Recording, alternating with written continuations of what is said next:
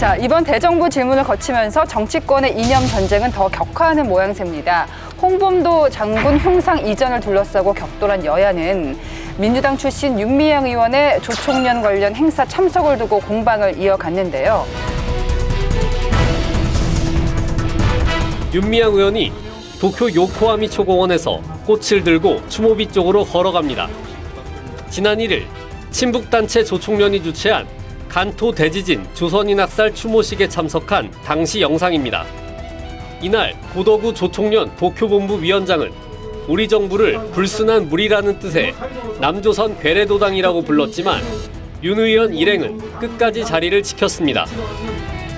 윤미향 의원은 조총련은 행사에 참여한 수많은 단체 가운데 하나일 뿐이라고 주장했습니다.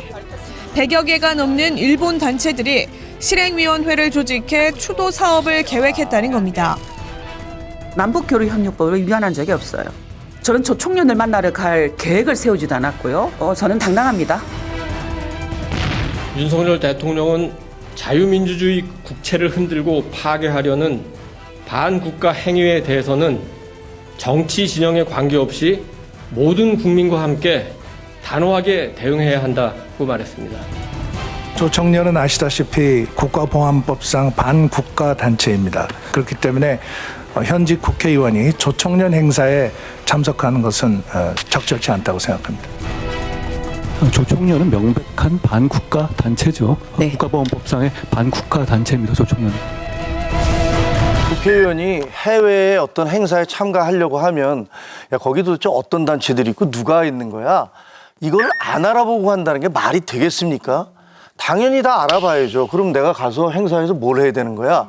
이런 것들을 다 생각하고 갈 거 아닙니까?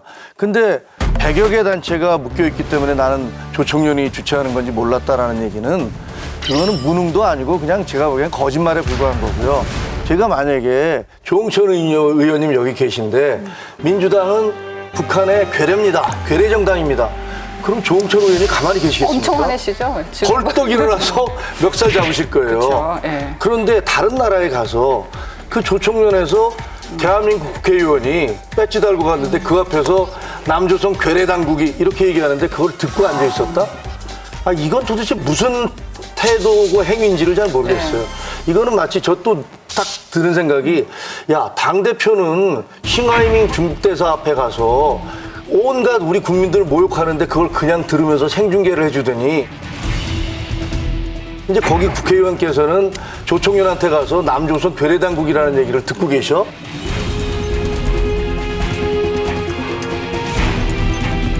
도대체 이 정당 DNA가 뭐야? 이런 생각이 들고 두 번째는 왜 갔을까? 이런 위험이 분명히 있는데 왜 갔을까? 저는 그게 정말 의심스러웠어요. 근데 윤미향 의원은 이번에 하면은 국회의원 더 이상 못 하시겠죠. 아마. 그다음에 재판 계속 받고 계신데 현역으로도 못 나가실 것 같은데 지역으로도. 그러면 배지를 달고 있는 마지막 그 이제 얼마 안 남은 순간에 거기 가서 뭔가 내가 이렇게 여러분들을 사랑합니다. 이런 것들을 보여드리려고 갔나? 지금 일본하고 북한이 그 납북 문제 이런 걸로 틀어져 가지고 수교가 끊어지고 그 비자 문제 같은 거를 여기 조총련에서 대행을 한다고 그래요. 예. 그러니까 사실상의 주일 북한 대표부 역할을 여기서 합니다. 그 최고인민회의라고 한국의 국회와 같은 역할을 하고 있는데 거기 대의원 중에 5석을 조총련에서 항상 보유하고 있어요. 조총련 중앙의장을 하다가 죽으면 평양에 있는 혁명 열사릉인가 뭔가에 안장이 됩니다.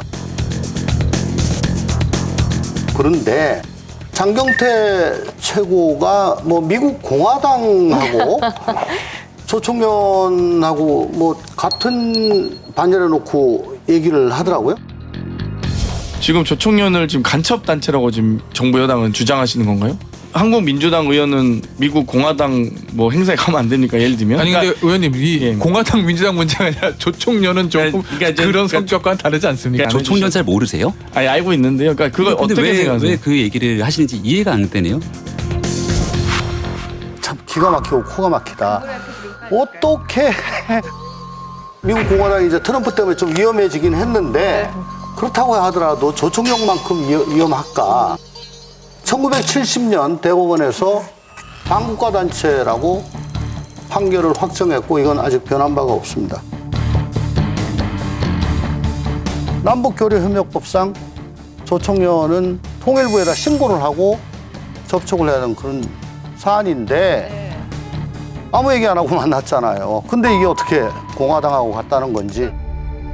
더구나 윤미향 의원은 더 조심해야 될 이유가 있어요. 왜냐면 자기 남편이 있잖아요. 그분이 이제 언론사, 지역 언론사 대표도 하셨는데 92년도인가 뭐 이때 일본에 건너가서 일본의 한통련인가 하는 그것도 이적단체로 규정되어 있는데, 예, 반국가단체로. 그 한통련 사람들과 만나서 뭐 돈을 얼마를 받고 한국으로 다시 돌아와서 무슨 이쪽에 정보를 가져다가 그쪽에다 줬다.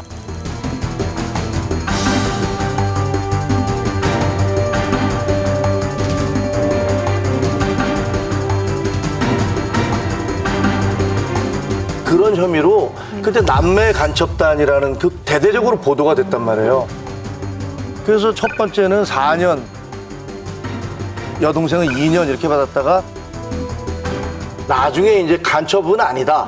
이래서 이게 그래서 2년, 1년 이렇게 엄지수로 줄었던 걸로 알지만 아니 이렇게 자기 남편이 일본에 가서 이런 문제로 그 논란이 됐고 자기 시누이도 그런 게 됐고 또 시누이의 남편인 분도 간첩단 사건과 연루돼 갖고 그 수사를 받고 뭐 사법 처리를 받았던 걸로 알고 있는데 윤미향 의원의 남편 김삼석과 시누이 김은주는 1993년 남매 감첩단 사건의 당사자로서 윤미향 의원과 그 가족을 비롯한 주변 인사들은 꾸준히 반대한민국 활동을 해온 사람들입니다.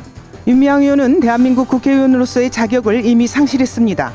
더불어민주당도 대한민국 공당으로서 제 식구 감싸기를 그만하고 윤미향의 의원 자격을 박탈해야 마땅할 것입니다.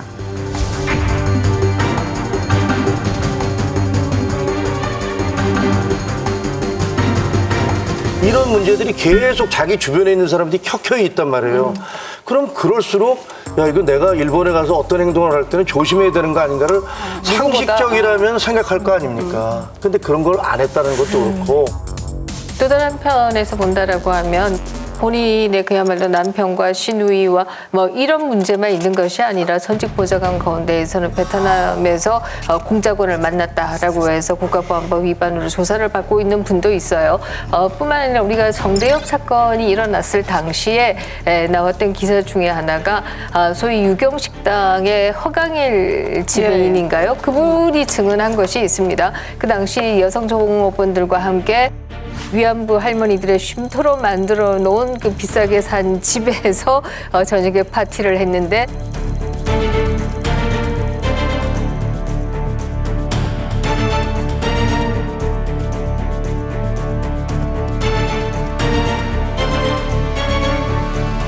거기서 수령님 뭐 이렇게 부르면서 북한 노래를 부르더라. 뿐만 아니라 유경식당의 종업원들로 하여금 북한으로 가라고 얘기를 하더라. 라고 하는 것을 허강일 씨가 얘기를 한 바가 있습니다. 본인은 물론 부인을 했습니다. 네, 뭐 그렇습니다만 이 허강일 씨는 이 얘기를 해놓고 아마 여러 가지 걱정이 되었는지 미국으로 이민을 간 그런 상황입니다. 이런 것들이 다 정상적이지 않다 이런 얘기를 할 수가 있고요. 그러나 또 다른 편에서는 이런 해석도 나와요. 그 위안부 할머니들과 관련해서 자금을 착복한 것에 대해서 2심이 지금 진행되고 있고 곧 선고가 나올 것이다 이렇게 알려지고 있는데 이 선고를 앞두고 본인이 이런 파렴치범이 아니라 사상범인 것으로 색칠을 하려고 하는 것이 아니냐 뭐 이런 해석도 일각에서는 나오고 있죠. 여러분 여기를 눌러서 구독을 해주시면 강적들 컨텐츠를 빠르게 만나보실 수가 있습니다. 알람 설정도 잊지 말아주세요.